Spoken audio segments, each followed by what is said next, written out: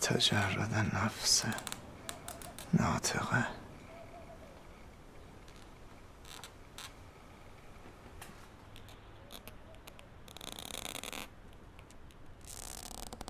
خواب است.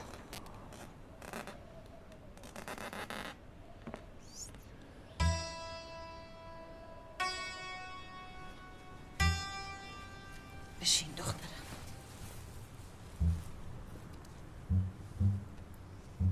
بازم غذا نداریم، آخه من گشنمه.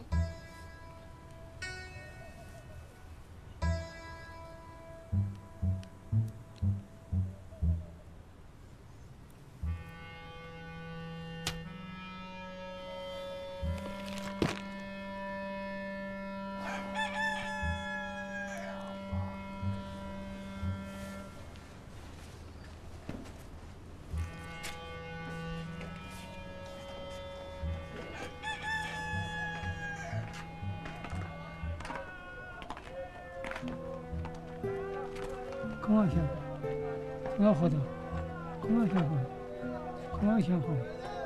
بمونه تو خدا عاجزم.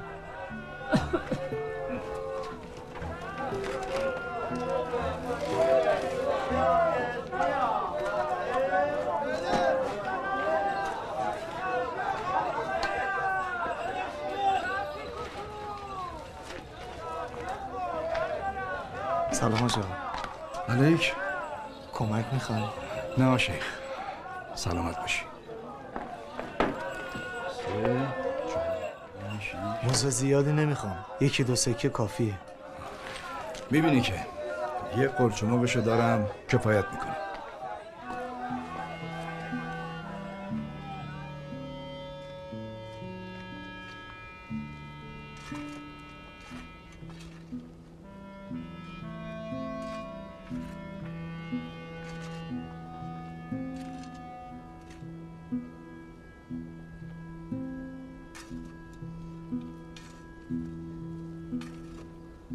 سلام، چطوری حاج عبدالله؟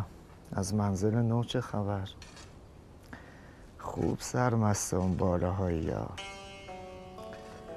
این رفیق دنیات هنوز پابست دنیاست. از 50 گذاشتم حاج عبدالله، اما هنوز محبوس عادت و ادعا پای ترک و دل کندنم نیست. میترسم سر آخر سرم به دار برسه و به بیداری نه.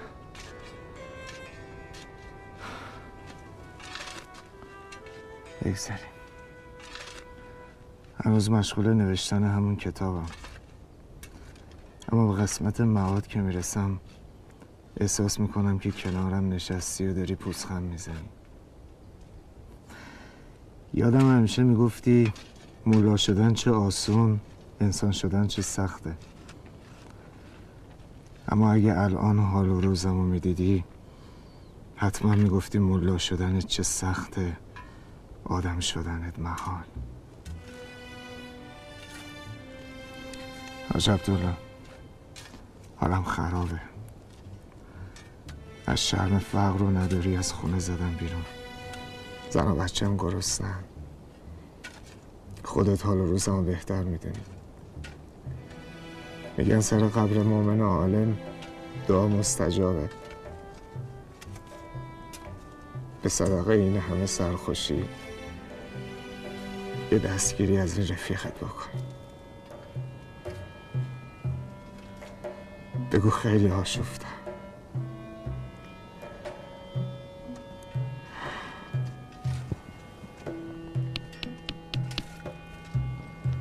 اللهم صل علی محمد. اعوذ بالله من الشیطان الرجیم. بسم الله الرحمن الرحیم. الحمد لله رب العالمین. ایاک نعبد و ایاک غیر المغضوب علیهم. اللهم صل.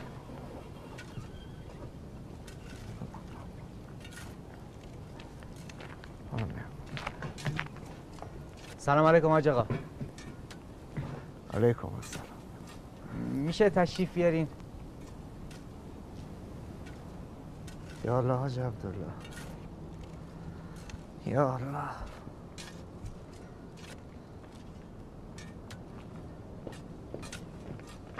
بله اخوی در خدمتم. والا عرضم به حضور شما که این بنده خدا گوشه راه افتاده بود.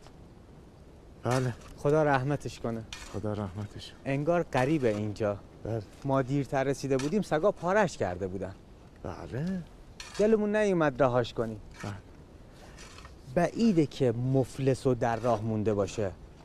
رخت و لباسش به گدا بیچاره ها نمیخورد. عجب. بله. ماها برادریم. این برادرم عاقده، اون یکی هم کاتبه. یا الله خسته نباشید، خسته نباشید. ما خیر سرمون داشتیم میرفتیم ده بالا برای عروسی که این بنده خدا رو پیدا کردیم. بله. هرچی گفتم اخوی خلق خدا منتظرن، گفت نه الا و بالله جنازه روی زمین بمونه معصیت داره. بله. تو زندگیمون مرده‌شوری و گورکنی نکرده بودیم که کردیم. بله. شانس رو میبینی حاج آقا؟ یعنی تو ولایت شما 2 مسلمون پیدا نمیشد این بنده خدا رو بردارن دفنش بکنن؟ آدم خوره و خناق داشته باشه، برادر خودرأی خودسر نداشته باشه. استغفرالله. حالا این بنده خدا زنه یا مرده؟ نه مرده. مرده.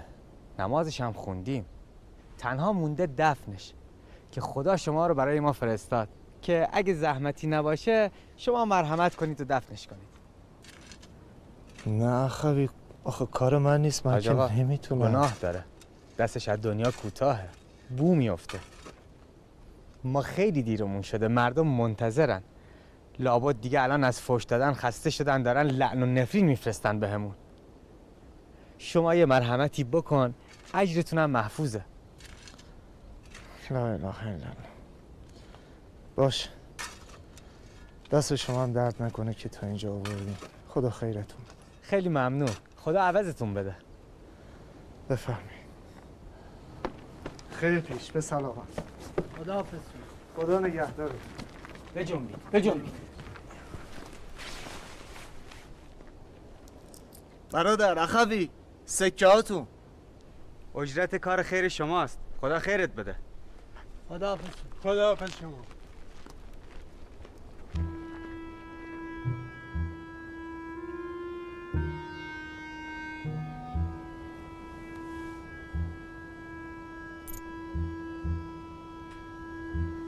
بسم الله.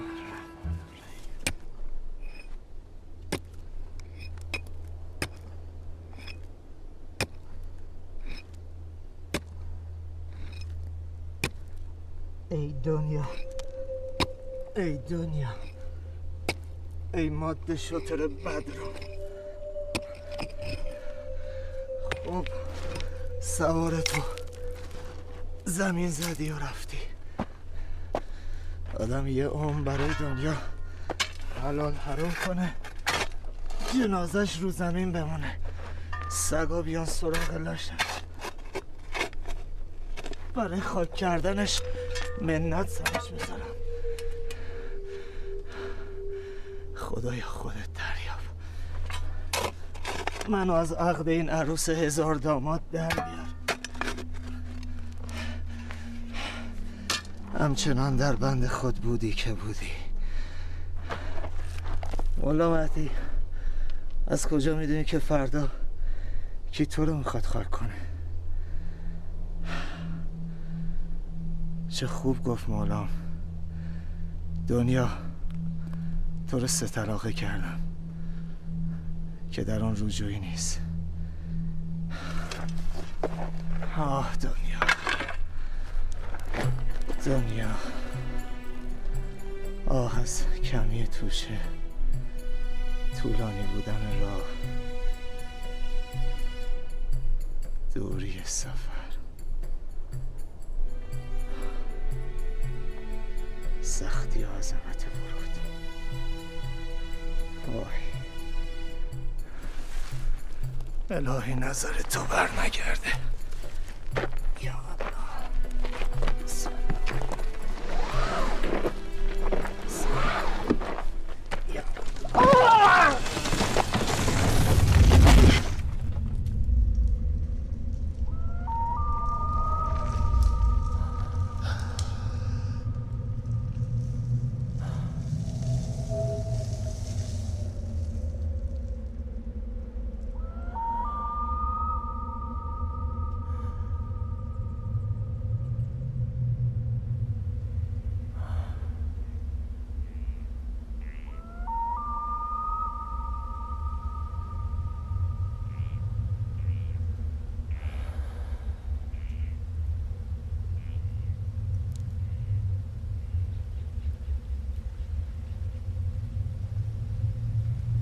اینجا کجاست؟ اینجا برزخ ناصره.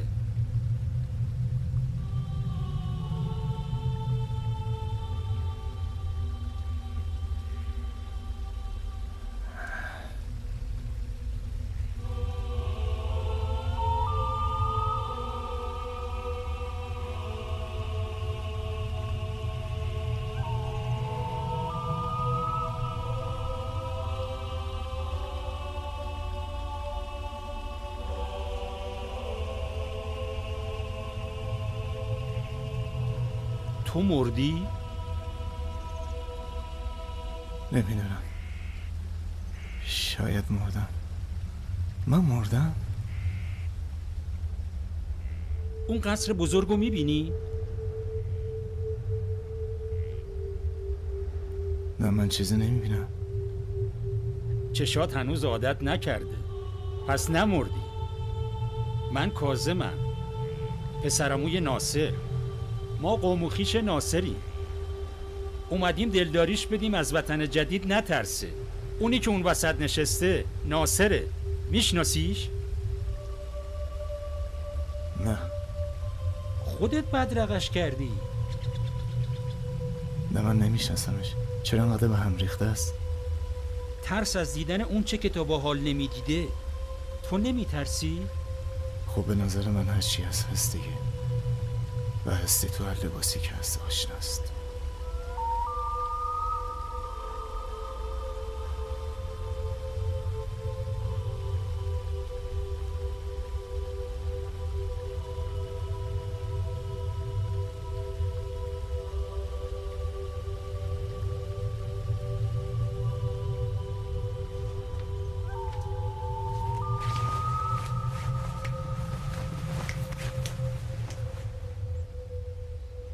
تو بر میگردی درسته؟ شما کی هستی؟ من ناصرم برادر. خوشحالم که میتونی برگردی. ببینم اینجا کجاست؟ اینجا برزخ منه تا قیامت و تو مهمون منی.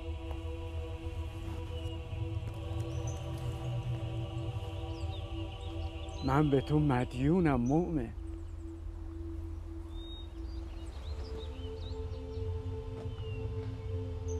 چه دینی؟ من اولین باره که شما رو میبینم. روزی که قرار بود بیام اینجا غریب بودم و تنها. کسی از قوم و خویشام نبودن که بدن منو دفن بکنن. یادته؟ کی بود؟ انگار خیلی وقت گذشته نه؟ به زمان دنیا بیش از 1000 سال. عجب. آدم اینجا که میاد فکر میکنه از اول اینجا بوده، اما خواب بوده حالا بیدار شده. عمر دنیا در حد یه خواب کوتاه میشه. ببینم پیرمرد اینجا اوضاع چطوره؟ خوبی؟ خیلی خوبه. از هر نعمتی که تصورشو بکنی هر چیزی بهترینش اینجاست. اما من یه دینی به گردنمه، یه اشتباه که حال و روزمو خراب کرده. کاش در دنیا آدم بهتری بودم. کاش بیشتر لا اله الا الله گفته بودم. کاش بیشتر سبحان الله گفته بودم.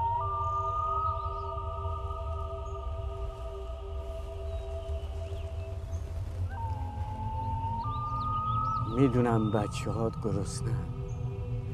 این کیسه برنج رو در عوض خدمتی که برام کردی براشون ببر.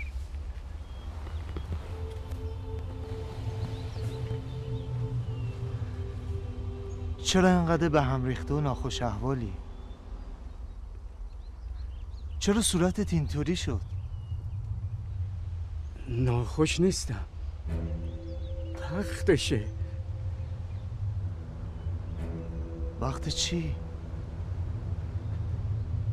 وقت رفتن. طبق سنگین از آهن که روی سرم میذارم. انقدر سنگینه که گردنم میشکنه و تا مچ پا توی زمین فرو میره. بعد روی سینی آهن جوشان میریزن که دردم سینی رو سوراخ میکنه و سر منو تو خودش آب میکنه. بوی سرخ شدن و بریان شدنشو احساس میکنم. 1000 بار آرزوی مرگ میکنم اما نمیمیرم. چنان دردی وجودمو میگیره که دعا میکنم هرگز از مادر زاییده نشده بودم. از درد فریاد میزنم.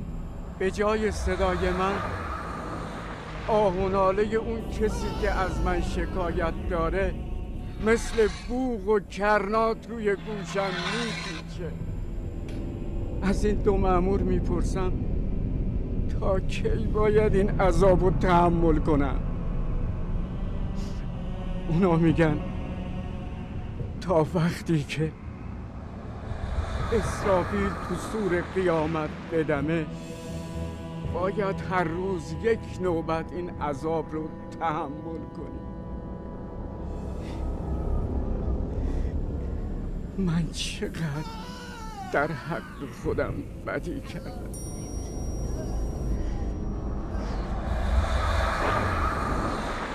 چرا؟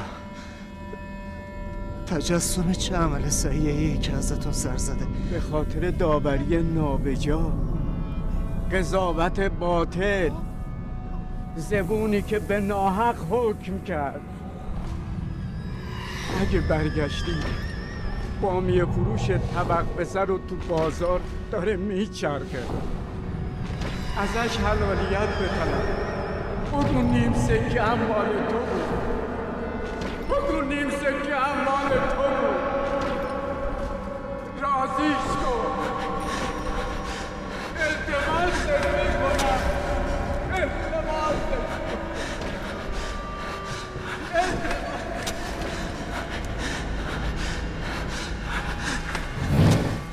چه تابستونیه که بشر از داغی آفتاب به سوراخ قبر پناه برده.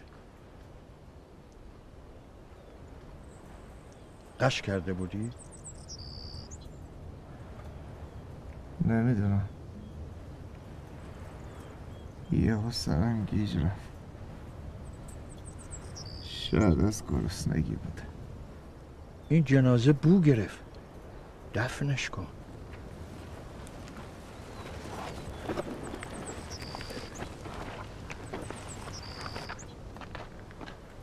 آهای پیرمرد، صبر کن. الان چه وقتیه؟ چیزی به غروب نمونده. تو کی اومدی اینجا؟ وقتی اومدی من کجا بودم؟ من از دور جنازه رو که دیدم اومدم جلو. دیدم اون پایین کیفور نشستی. هر چی صدات کردم جواب نمیدادی. من چیزی نشنیدم. معلوم بود تو عالم دیگه ای سیر میکردی. بهت نمیاد بنگی چرسی باشی. اگرم میکشی کمتر بکش. برای بدن ضرر داره.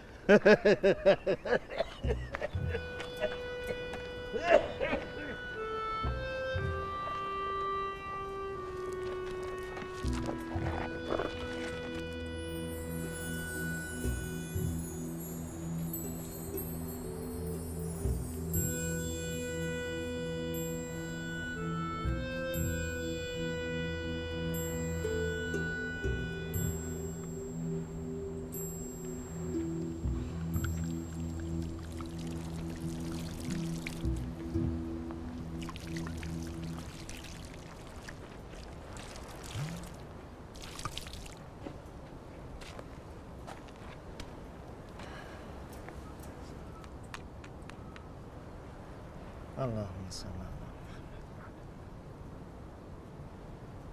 خدا رحمتت کنه. یا الله.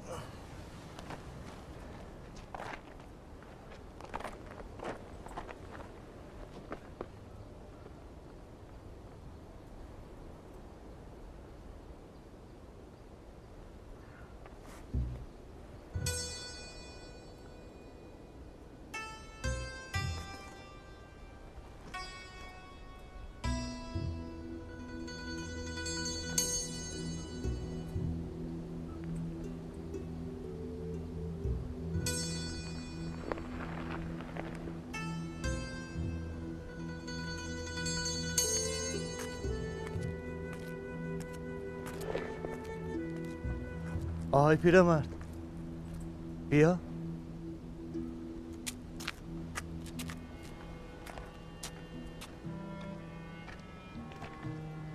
شما رو این سنگ چیزی میبینی؟ یه کیسه. پس میبینی. آها مال شماست. لا اله الا الله. آفتاب به مغزت خورده؟ چه بوی خوبی میاد.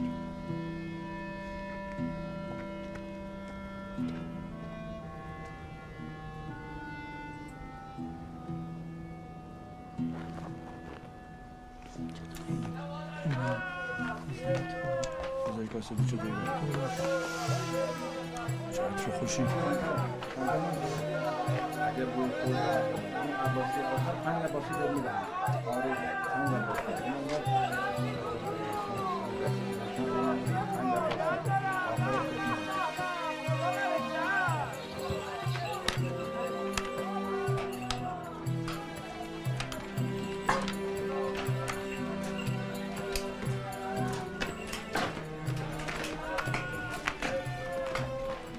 سلام علیکم آجا.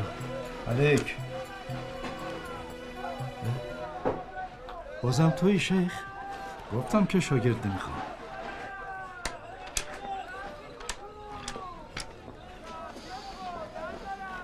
چه عطری. این کیسه برنج شما برای من صدقه فرستادی؟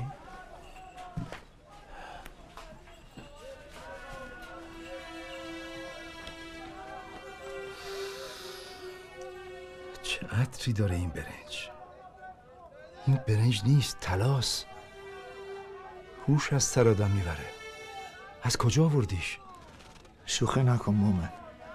پس این کیسه رو شما نفرستادی؟ من برای بابام برنج نمیفرستم. برای تو بفرستم تو این قحطی؟ با این حال حاضرم همه این برنج رو بخرم. اصل بارش کجاست؟ چقدر از این داری؟ همینه. از کجا آوردیش؟ نمیدونم. این یه تحفه است. صبر کن شیخ. من به عمرم همچین برنجی ندیدم. حاضرم با 2 کیسه برنج بزرگ عوض کنم. 3 کیسه. خدا نگهدار. 4 کیسه. شیخ 4 کیسه. استاد روایتی رو فرمودن که برای من خیلی قابل تأمل بود. این که مولا علی میفرمایند دنیا بازار زیان است. یعنی شما هر جوری که به سمت دنیا بری زیان میکنی. سلام علیکم شیخ علی جان.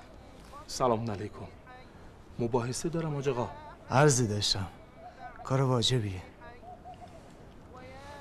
من شرمندم. خدمتتون میرسم. عذر میخوام. یا الله. مخلصم حاج آقا. خوش آمدید.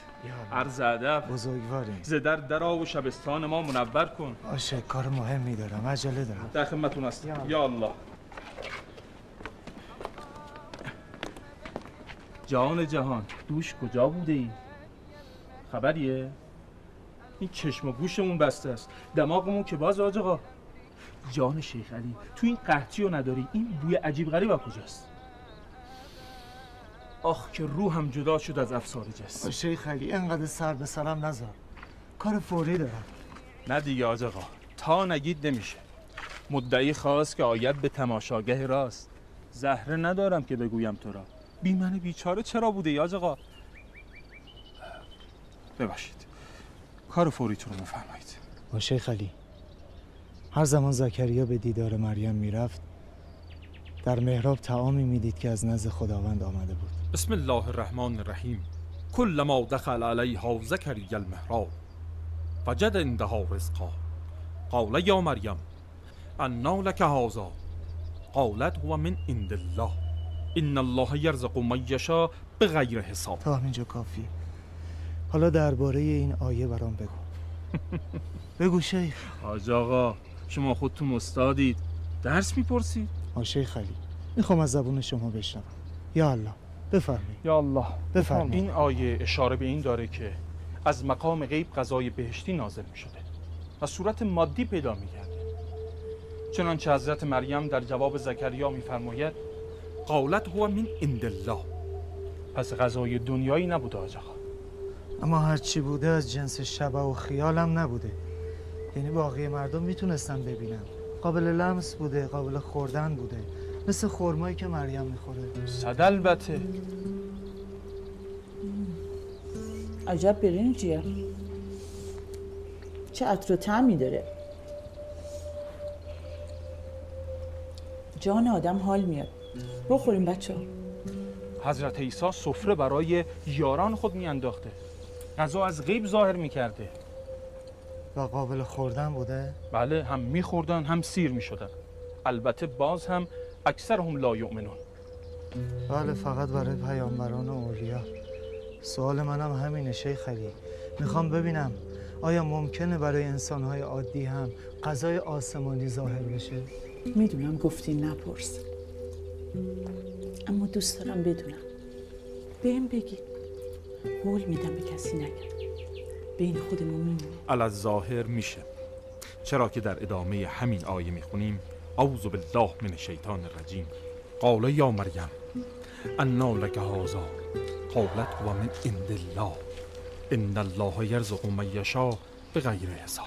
خداوند اگر بخواد به غیر حساب به هر کسی رزق و روزی عنایت میکنه. عجب. آقا ملا مهدی، نکنه کج فهمی بکنی مثل این طوایف دراویش و صوفی بری در محراب بشینی از خداوند بخوای به رزق و روزی بده ها. کار درست نیست. نه. کجا حاج آقا؟ کار مهمتون همین بود؟ آقا ملا مهدی، لا اله الا الله. هرچی خیره انشالله پیش میاد.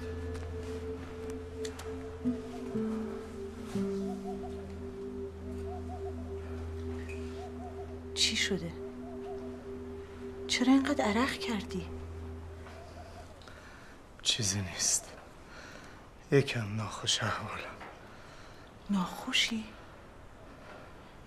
قضیه این کیسه برنج چیه؟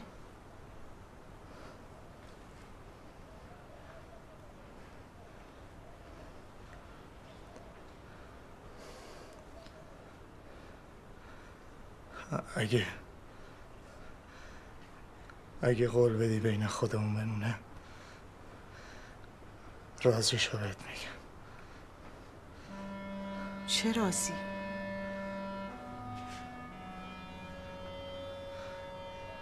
این برنجی که تو سفرمونه یه نعمت زمینی نیست.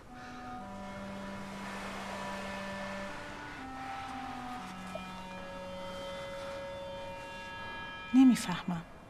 هر برنجی از زمین در میاد. زمین این برنج با زمینی که رو اون راه میریم فرق میکنه. مهدی جان، گرسنگی بهت فشار آورده. بیا غذا بخور. آسیه، بله. از کیسه برنج چقدر برداشتی؟ نصفشو. برو یه سر به کیسه بزن. برو.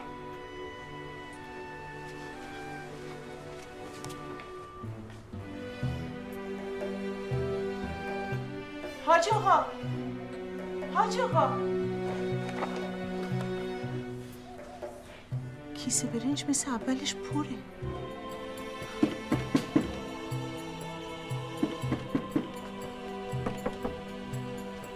یا الله.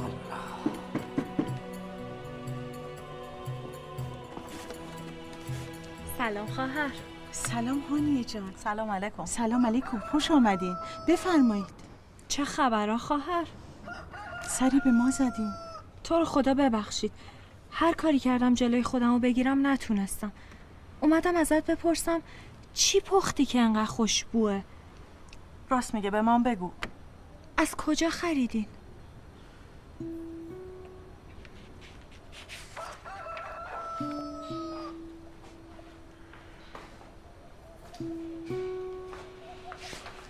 همسایه ها بودن. اونا هم مدهوش عطر و بوی این برنج شدن.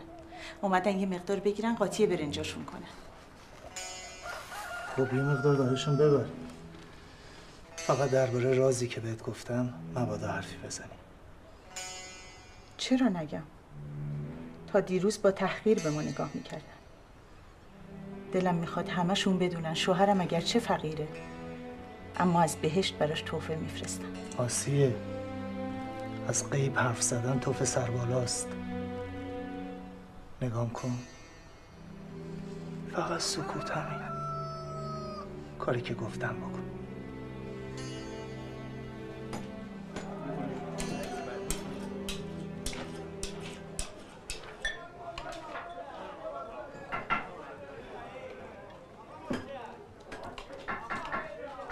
با کی کار داری حاج آقا؟ از صبح تا اونجا سر پا وایسادی؟ منتظر کسی هستم. بیا اینجا تا بیاد حاج آقا. بیا اینجا بنشین تا بیاد. بله ممنون. طلبکاری ازش؟ ای بابا طلب چی؟ خب معمولا طلبکارا اینجوری کمین میکنه. یه چند لحظه بشین حاج آقا، من بگم بچه‌های چایی برات بیارم. ممنون.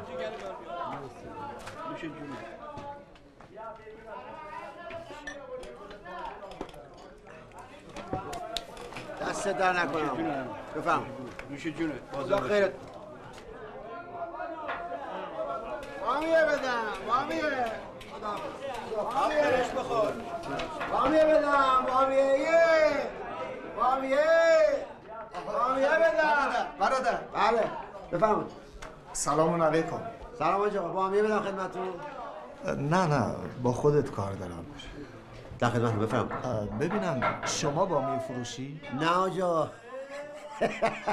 مرغ و خروس می‌فروشم. بامیه هست دیگه. نه منظورم اینه که تو این بازار فقط شما بامیه و حلوا می‌فروشی؟ آقا اگه خریدار بامیه هستی بفرما، ولی مزاحم کسب و کارمون نش.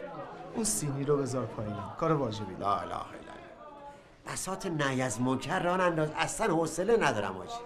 از چی باید نهی دیروز یکی هم لباس شما پیله کرده بود الا بالله روی بامیه ایستی بکش مگس روش نشیده. خب حالا بکش. من یه سوال دارم. بذار زمین که نمیشه ولی اینجا پهلو میشه. ببینم شما از کسی ناراحتی اخوی؟ ناراحت؟ نه. برای چی ناراحت بشم؟ یعنی از کسی کینه‌ای به دل نداری؟ عصبانی نیستی؟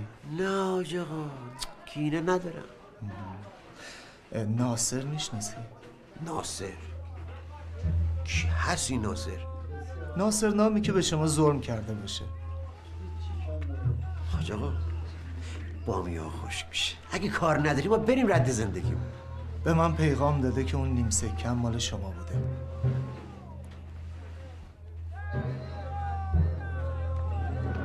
تو طرف اون مردک اومدی حاجی؟ منو فقط شفیع قرار داده همین. برات یه پیغام دارم. چند سال پیش تو همین بازار حاجی یه مشتری اومد از ما بامیه خرید. پولشو داد، بقیه پولش هم بهش دادم. رفت و برگشت مدعی شد یه سکه بهش کم دادم.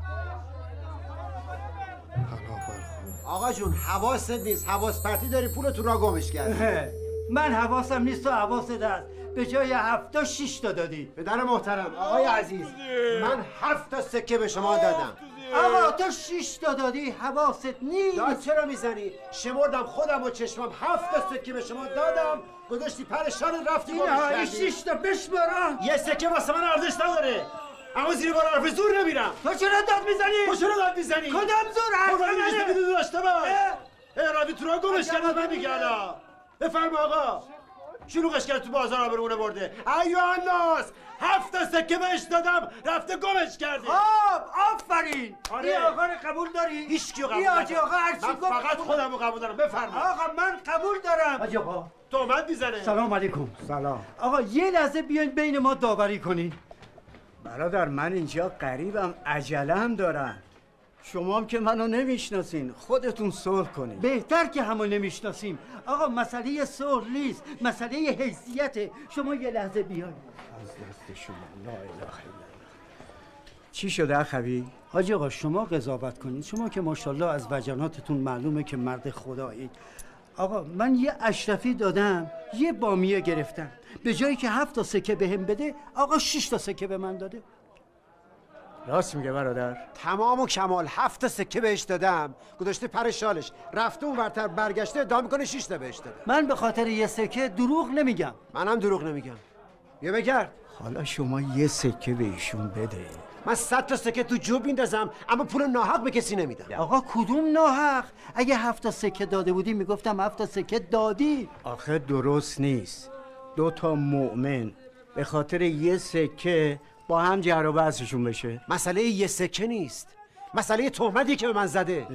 برادرا، من این ریش سفید و گرو میذارم، یه کلم حرف میزنم، تقاضا میکنم رو حرف من حرف نیاری. نه 7 تای تو نه 6 تای تو، وسط میگیریم 6 تا و نصفی. شما نصفی سکه به ایشون بده، حال قضیه رو تمومش کنیم بره. نصف چی رو بدم؟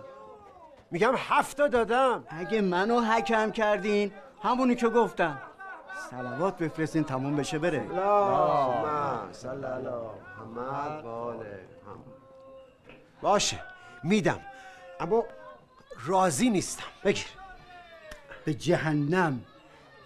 دیدی که حق به حق دار رسید؟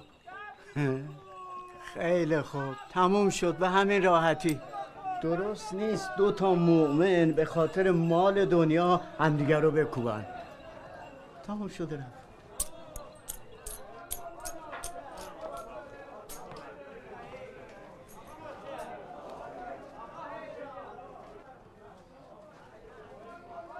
چرا اینجوری نگاه میکنی؟ حقش نبود، بد قضاوت کردی، ظلم کردی در حق من. نه، ظلم نشد. وسط معامله رو گرفتیم، تموم شد و رفت. برو دنبال کسبت. برو برادر. این چه فرمایشی بود که کردی؟ یه بچه صغیره میتونست اینو بگه. تو باید حرمت ریش سفید خودتو نگه داری، نباید مفتی خرجش کنی. تو با این حرفت منو دوست کردی، نیم سکم بهم بدهکاری، اگر نه مدیونی. استغفرالله، بدهکارم شدیم؟ انقدر چش سفیدی نکن. پیش خودم گفتم حواس پرتی و اشتباه بین 2 تا مؤمن شر را انداخته، اما حالا میبینم نه. کاسب اگه خدا ترس باشه انقدر به خودش مطمئن نیست. برای نیم سکه یه پیرمرد 90 رو با بچه صغیر یکی نمیکنه. من که نمیدونستم چی شده، ولی با این لفظ و کلومت بهت نمیاد حرف حق بزنی. به شما هم نمیاد با این محاسن حرف ناحق بزنی. شما حرف زور نزن، نیم سکه ما رو جلوی این جماعت بهمون برگردون، ما هم شما رو با عزت 9 برابر میکنیم. منو بگو یاسین تو گوش خر میخونم. برو خدا جزاتو بده، خدا منم ببخشه. اگه دینی هم به گردن من هست، دین اون پیرمرده. برو خدا حکم تو بکنه. برو بامیاد خوش نشه.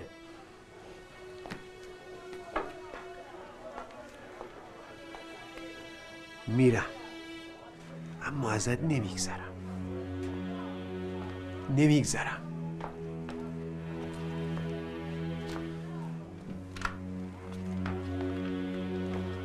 از قضاوت اون مرد خیلی سوختم حاجی.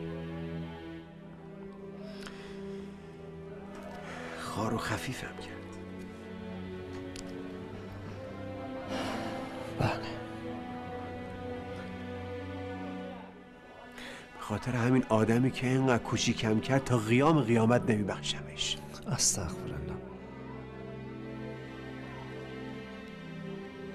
حالا اگه من تقاضا کنم با هم جایی بریم، لطف میکنیم بیاین؟ زیاد وقتتون رو نمیگیرم. چی بگم؟ آخه میدونی چی حاجی؟ باش، فقط با این بامیاره جای خنک بزنم. بله ممنون. بسم الله. بسم الله. یا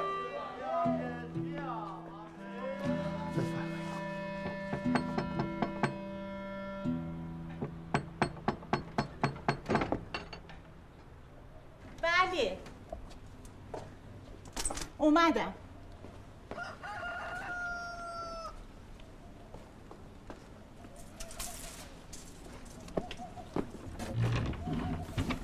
سلام آسیه جان. سلام هانی. گفتم بیام یه سری بهت بزنم. حال و احوال؟ ممنونم. حال تو چطوره؟ خدا رو شکر خوبم.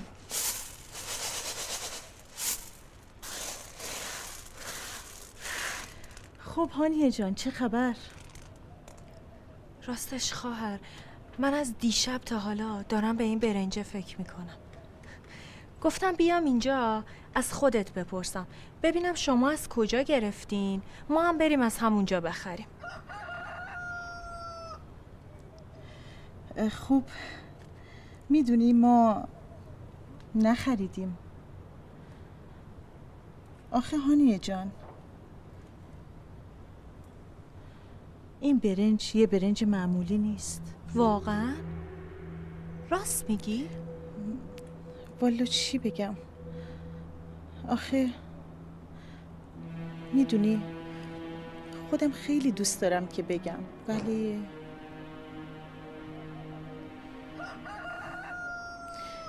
خب شوهرم ازم خواسته به کسی چیزی نگم. ای بابا، یه برنج که دیگه این حرفا رو نداره. تو که منو میشناسی، من همسایتم. ببین من دهنم قرصه بهت قول میدم به هیچ کسی هیچی نگم. آره ولی خب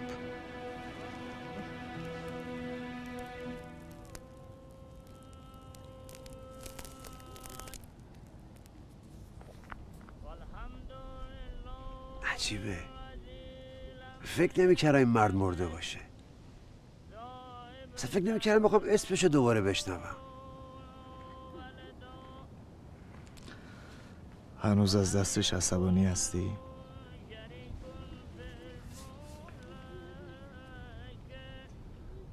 تا قبل اینکه بیا بالا سر قبرش خیلی.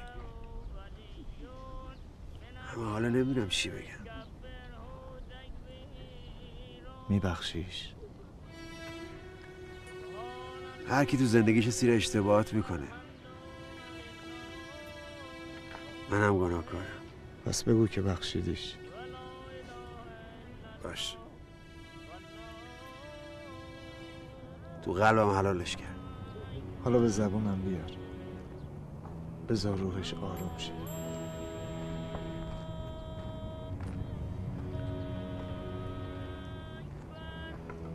باش.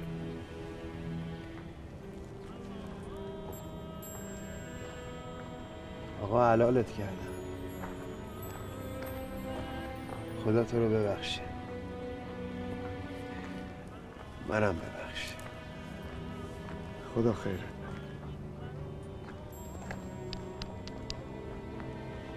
اللهم صل.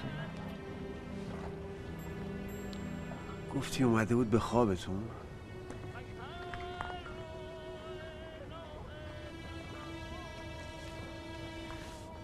گمون کنم یه چیزی بین خواب و بیداری. خدا رحمتت کنه. خدا نگهدارت.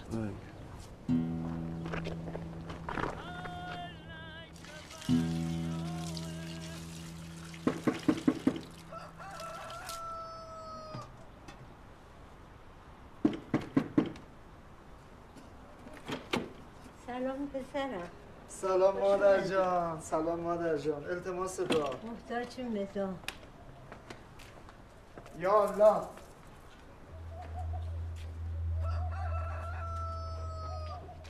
یا الله. چی شد آسیه؟ چرا گریه میکنی؟ خدا منو بکشه آقا. خدا منو بکشه. میگم چی شده؟ نمیخواستم حرفی بزنم اما هانیه انقدر اصرار کرد که مجبور شدم دهن گل گرفتم و باز کنم و ماجرای کیسه برنج رو براش تعریف کنم. عجب. استغفرالله ربی.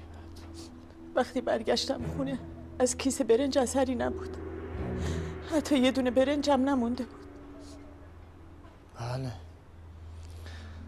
هر که را اسرار حق آموختند مهر کردند و دهانش دوختند. حالا از افشای این راز نتیجه هم گرفتی؟ چی؟ این که افشای راز کردی. مسخرم کرد. گفت از بس گشنگی کشیدی سودایی شدی یا هزیون میگی. من چیکار کردم آقا؟ من چیکار کردم آقا؟ خدا حافظ. کجا میری؟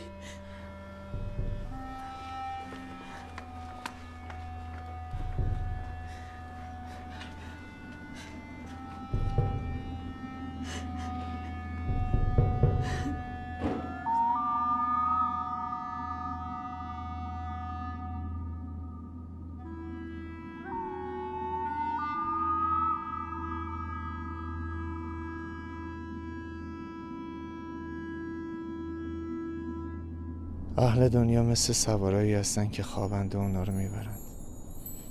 اگه مردم میدونستن تو این قبرها چی میگذره بازم گناه میکردن.